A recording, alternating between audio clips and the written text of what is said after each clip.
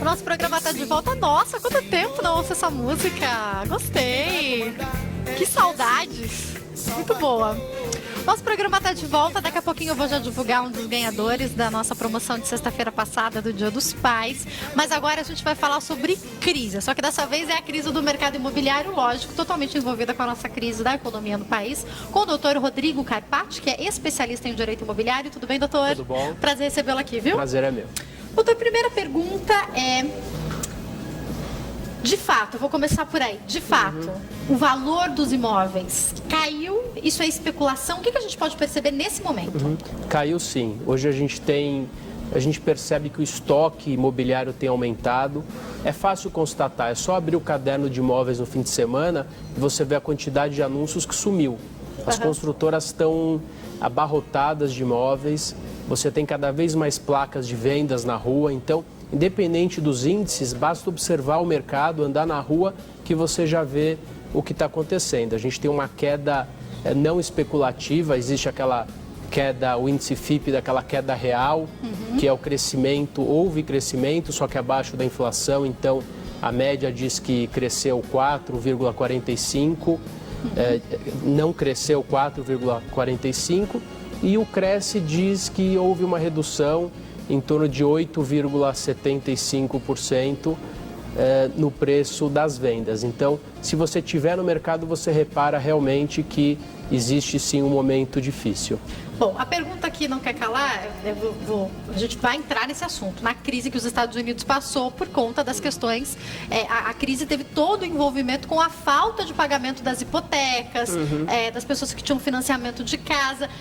A gente sempre fala sobre isso e eu sempre escuto dos especialistas que é uma realidade muito diferente da nossa, mas eu não vou deixar de te perguntar isso. A gente pode caminhar para uma crise semelhante? Não, pelo seguinte motivo. Por que existiu aquela bolha nos Estados Unidos em meados de 2007?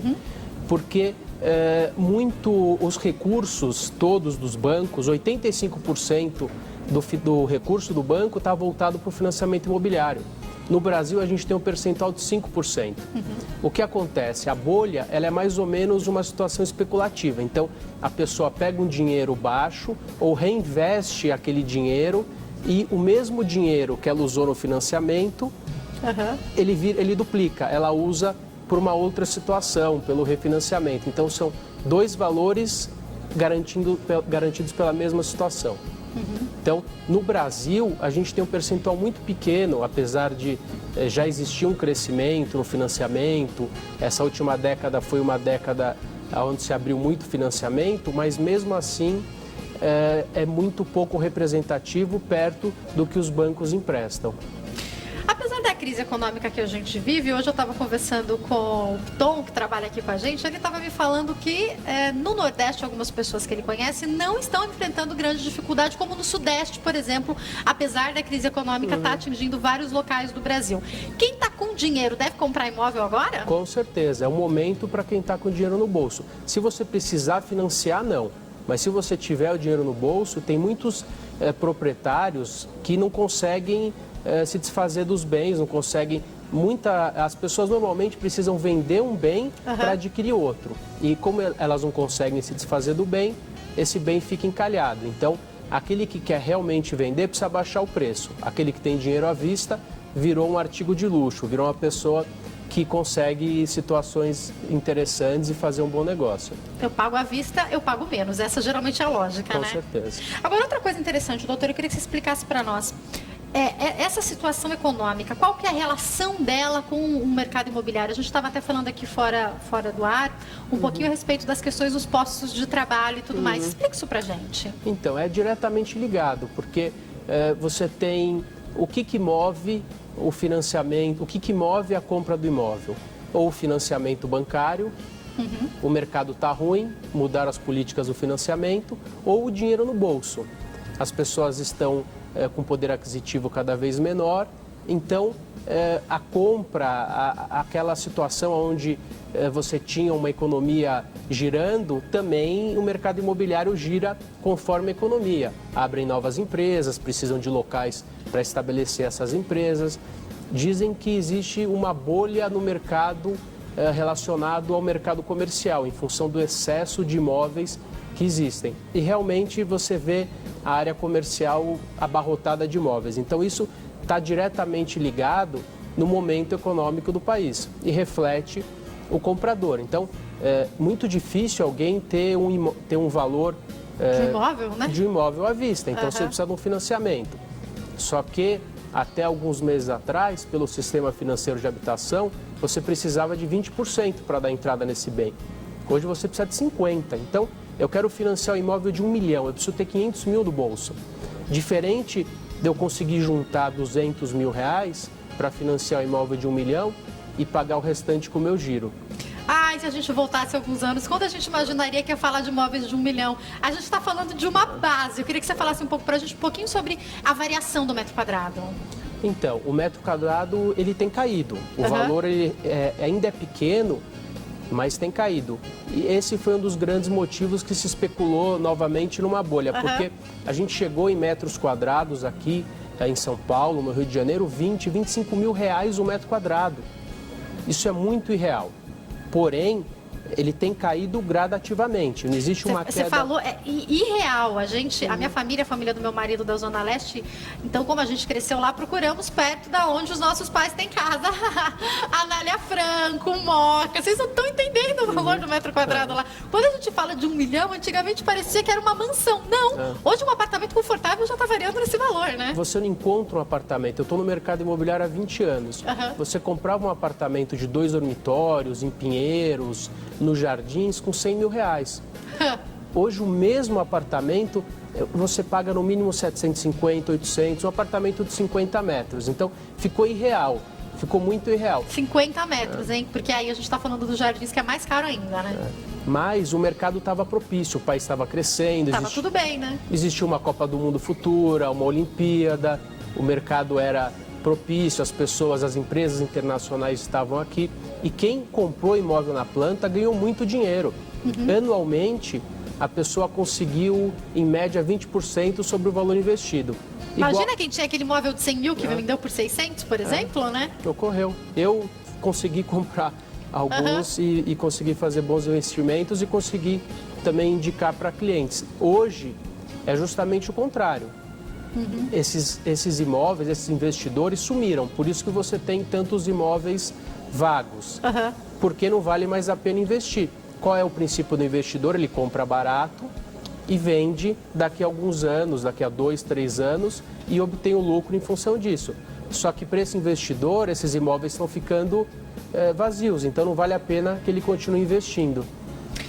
Como é que estão as construtoras nesse momento? Estão em situações assim, estão numa situação muito complicada. A gente já ouve algumas construtoras com problemas para continuar operando. Outras não construíram, têm estoques parados. Eu conversei com um construtor outro dia, ele falou, eu tenho um terreno maravilhoso para lançar, mas já não vai pagar, já não vai fechar a conta. Porque eu comprei ele caro e o metro quadrado já não vale mais o que eu precisava para lançar. Então, as construtoras têm feito promoções, a gente pega construtoras falando em já estão dando carro, situações que a gente via no passado. Né? O aluguel ficou mais barato? Então, o aluguel ele tende a ficar mais barato. O Cresce soltou uma pesquisa de junho que o aluguel dos imóveis novos ainda resiste, tem subido. Também muito caro, né? Muito caro. Então, por exemplo, o investidor, aquele que tinha um imóvel, ele conseguia, em média, 1% do valor do imóvel. Então, você tinha um imóvel que valia 5 milhões, você tinha o correspondente a 1%. Era um bom investimento. Hoje, se fala em 0,5%, é o pior índice dos últimos 20 anos. Caiu pela metade. Caiu pela metade do investidor. Então, esse investidor resiste em abaixar o preço. Eu estava pensando, raciocinando, conversando com a minha cabeleireira e tal, conversando com ela, falando sobre a crise e fazendo uma lógica de raciocínio. Então, por exemplo, vamos imaginar, eu, por exemplo, costumo ir 2 vezes por semana no salão. Então, eu lavo o cabelo em casa de fim de semana e durante a semana eu vou lá 2 vezes. Aí a crise me pega, eu passo aí 1 vez por semana. Aí todos os clientes passam aí 1 vez por semana, o que ela precisa fazer? Sair daquele imóvel que ela está maior e passar para um menor. Então, vai ficar desocupado. A pessoa que dependia daquele aluguel também tem um problema. A crise é uma coisa que chega. É muito fácil a gente imaginar como ela chega na questão imobiliária, né? E ele é um efeito dominó. Porque aquele imóvel da sua cabeleireira valia 5 mil, ela vai para um de 2 e o proprietário não aluga de novo aquele imóvel por 5 mil. Só que às vezes ele resiste.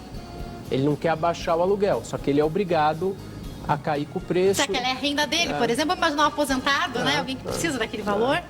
Não tem como resistir tanto. Eu queria que você explicasse uma curiosidade para nós. Dá para trocar financiamento hoje em dia? Eu conheço muitas pessoas que me passam a seguinte realidade. Quando estava tudo bem, a gente estava, demos 20 mil de entrada no nosso apartamento, financiamos uma parcela bacana. Só que aí o marido ou a esposa ficaram desempregados. Não dá mais para pagar aquela parcela. Eu consigo financiar um outro imóvel, trocar financiamento? Isso existe? Então existe o refinanciamento, existe você tem o financiamento... E para um imóvel menor, de repente, dá para fazer isso? Não dá. Mas você, até alguns anos atrás, o juros estava caindo. Então você tinha um financiamento maior, você ligava no banco ou levava para outro banco com uma taxa menor. Hoje é o contrário. Se você tem um financiamento, você segura, porque o novo financiamento é mais caro em função da mudança. Mas se você tem um imóvel, você não pode. Aquele imóvel está atrelado àquele financiamento. Você precisa quitar ele ou vender e repassar esse financiamento e adquirir um novo bem e fazer um novo financiamento. O que hoje não é momento para financiar imóvel. As taxas de juros estão crescendo, é um momento complicado. Eu costumo dizer que para aquisição de um bem, se você for financiar ele em 30 anos, por exemplo, você chega a pagar 2,5 vezes o valor daquilo que você está financiando. É uma coisa que não está mais valendo a pena, né? Não, com certeza não é o momento. Qual que é a ideia? Dá para uma pessoa que tem o seu imóvel financiado, eu acho que essa é a pergunta de muitos telespectadores, tem um imóvel financiado, dá para vender para uma outra pessoa, refinanciar esse imóvel para pegar esse dinheiro, por exemplo, sei lá, você já deu uma quantia X, já deu metade do valor. Você vende, quita aquele imóvel, pega metade do valor e compra um imóvel menor à vista, por exemplo? Dá para fazer isso? Dá, mas você não dá para você transferir o financiamento. Então você... Tem que ser feito um novo financiamento. Dá com certeza. E muita gente acaba fazendo isso. É uma saída, talvez, para algumas pessoas. É uma saída, precisa se encaixar, mas é uma saída. Porque também é o que você falou, é difícil ele vender aquele imóvel que está financiado, a pessoa precisa pagar à vista. Entendeu? Então a gente tem... E daí, se for levar em consideração o que o doutor falou pra gente, você pagou, sei lá, 600 mil no seu imóvel, agora ele está valendo 550, por exemplo. Você também já deu mais um dinheiro que você perdeu fora os juros, né? Com certeza. E você tem, por exemplo, você vê os dados da Caixa. A Caixa era o principal financiador. 70% do financiamento imobiliário estava justamente na Caixa. Esse mês, conforme os dados do Cresce, representou pouco mais de 20 e poucos por cento. Uau! Porque as pessoas não estão mais financiando ou porque elas estão escolhendo outros bancos? Não estão mais financiando. Está mais difícil financiar porque você precisa de metade do valor para financiar. Muito mais difícil agora, né? E os outros bancos estão ganhando espaço, só que alguns bancos privados também estão mudando de política. Antes era 20%, agora é 30%, a taxa de juros era 8,7%, já é 9 e pouco. Então, isso acaba encarecendo a operação. E a pergunta, até para quem quer vender o seu imóvel agora, porque está afogado, quer fazer uma troca, alguma coisa assim, a pergunta é quem é que vai querer comprar? Como é que está o mercado dos imóveis? Eu queria que você falasse um pouco para a gente essa realidade. Sejam apartamentos, empreendimentos mais caros ou mais baratos, comerciais. Como é que está o mercado? Tem muito imóvel encalhado? Tem muito imóvel encalhado, mas o mercado, por exemplo, igual São Paulo, Rio, Minas, nunca para. Porque você sempre tem pessoas novas vindo para a cidade, casamentos novos, pessoas que se separam. Então, existe sim um mercado natural. Então, não é que o mercado parou, mas ele enfrenta uma dificuldade. Existem alguns nichos de mercado. Por exemplo, o imóvel de alto luxo, 2 milhões, 3 milhões, esse não sofre crise. Aqueles imóveis mais baratos, aquele aluguel de R$1.000, R$1.500, também dificilmente enfrenta um momento difícil. Mas aqueles imóveis da classe média, realmente existe uma dificuldade. Você tem o terceiro com um imóvel que ele não consegue vender, porque a gente fala que o que vale o imóvel não é o valor de avaliação, é quanto pagam. Esse é o mercado, é oferta e procura. E da mesma forma, você passa a ter imóveis 0 quilômetros, imóveis recém-entregues, com preços que começam a ficar acessíveis. Então, passa a concorrer com aquela pessoa que quer vender um imóvel. Complicado, né? Complicado tanto, eu fico imaginando aqui a dificuldade para as construtoras e para a pessoa que quer vender a sua casa também, né? A gente tem alguma previsão até quando o mercado vai ficar desse jeito? A gente depende quanto da economia que, sei lá, talvez só no fim do ano que vem alguns especialistas estão apontando melhorem? Olha, parece que essa crise ela não é passageira. Então não é difícil precisar falar que daqui a um ano, pela tendência, não parece algo que vai passar em 1, 2 anos que o mercado vai se recuperar. Porque as construtoras aproveitaram aquele boom do mercado.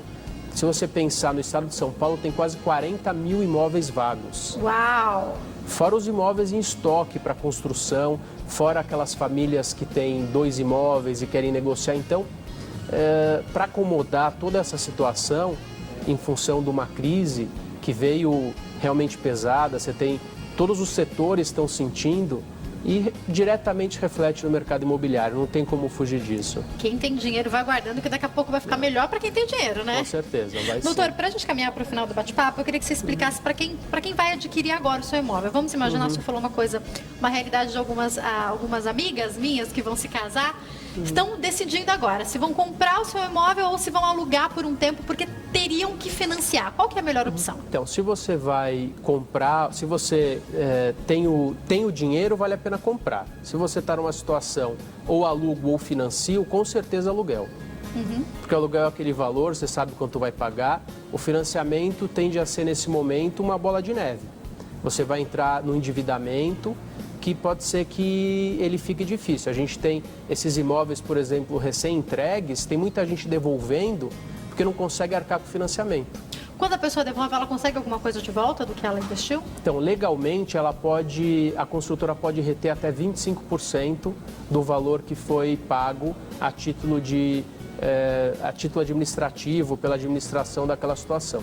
Infelizmente, muitas construtoras acabam abusando, acabam retendo 50%, 60%, o que é extremamente ilegal e arbitrário. E a gente vive uma situação onde as construtoras também não têm nem muito o que facilitar, o que te ajudar, porque muitas vezes elas também estão com a corda no pescoço, né? Com certeza. Está se devolvendo muitos imóveis, muitas negociações, então os prédios novos ficam vazios e os investidores também acabam sofrendo. Então, é uma bola de neve para todas as áreas. O construtor fica com estoque de imóveis, aquele que comprou para investir, ele acaba não conseguindo negociar, não tem liquidez. O condomínio fica caro, acaba entrando com inadimplência, um ou outro perde o emprego e é uma situação que a gente tem que esperar para ver o que vai acontecer. Doutor, acho que um esclarecimento importante, eu gostaria de entender o seguinte. Muitas construtoras começam a construção do prédio e contam com o dinheiro das pessoas que estão fazendo, que vão fazer o seu financiamento. Então, várias pessoas desistindo. A gente pode imaginar que alguns prédios que estão subindo daqui a pouquinho param? Isso pode acontecer? Pode acontecer, isso aconteceu no passado com algumas construtoras de renome. Hoje é um pouco mais difícil, porque existe um patrimônio de afetação. Aquele dinheiro destinado para aquela construção tem que ter uma empresa específica aberta para fazer frente a isso. E o dinheiro, ele vai, conforme vai sendo vendido, a construtora vai obtendo financiamento bancário. Então, o próprio banco, ele vai liberando o financiamento conforme as etapas das obras. Então, se essa obra paralisar, se aquela construtora não tiver condições, ela prontamente, em função do patrimônio de afetação, em função do sistema do banco, ela vai passar por uma outra construtora. Isso já ocorre no mercado e muitas vezes a gente nem sabe, porque ele vende a SCP, a Sociedade de Propósito Específico, que foi criada para aquela edificação. A construtora é uma, no fim acaba sendo outra, a incorporadora se associa e a gente acaba não sabendo. Com certeza isso vai continuar acontecendo. Comprar imóvel na planta é uma boa ainda? Não, nesse momento não. Eu não compraria um imóvel na planta nesse momento. A não ser que o prédio estivesse em estágio avançado, 70%, faltando pouco para terminar. Porque é uma incógnita. A construtora, como você falou, também pode enfrentar problemas. Não acho que isso vai prejudicar a construção, mas pode levar um tempo maior. Se você quer aquele imóvel para residir, talvez não seja o caminho. Alguma expectativa de mudança sobre o valor dos condomínios? Porque eu te pergunto isso, muitos imóveis vazios, o condomínio fica mais caro, e aí? Com certeza. o condomínio tende a encarecer. Então, os síndicos, aquele gestor do condomínio, ele vai ter que inovar. Então, se existiam 2 postos de faxina, ele pode pensar num segundo momento em trocar um. Então, a crise também afeta o condomínio. Então, o que era comum, um condomínio de R$500, um momento de crise, inadimplência, precisa de uma chamada extra. Então, o síndico também precisa trabalhar para reduzir as despesas no condomínio e não inviabilizar a gestão do próprio prédio. Para finalizar, minha última pergunta é quem procurar na hora de comprar, vender ou trocar imóvel? Muita gente tenta fazer as coisas por conta própria e depois tem problemas na documentação, problema com a pessoa para quem vendeu, para quem comprou. Quem que a gente deve procurar para nos ajudar? Com certeza um advogado. É muito complexo, parece simples. Ele não ia falar que não, eu sei, gente, mas é que é uma pergunta importante, não, né, doutor? É importante e necessária. As pessoas às vezes procuram advogado quando deu problema ou quando tem uma penhora. Daí é muito difícil você reverter. Então, previamente, é um trabalho preventivo, onde nós buscamos a documentação, verificamos a situação da pessoa, a idoneidade. Quando é uma compra na planta, nós conseguimos verificar se aquela construtora tem entregue aquelas unidades, se existem algumas cláusulas abusivas. Isso sempre de forma preventiva, porque depois fica muito difícil e às vezes a gente tem que buscar uma ação judicial para resolver qualquer situação. Doutor, mais uma vez, muito obrigada. Foi um prazer recebê-lo aqui. Vai passar os contatos dele que eu não tenho aqui. Vai passar aí? Quem quiser entrar em contato, como é que pode fazer então, doutor? Então, pode mandar o e-mail rodrigo@carpati, com K, temudo.adv.br ou pelo telefone 3892-6035. 0 operadora 11 está passando para vocês. Mais uma vez, obrigada, viu, Eu que doutor? agradeço. Uma ótima tarde. O mesmo.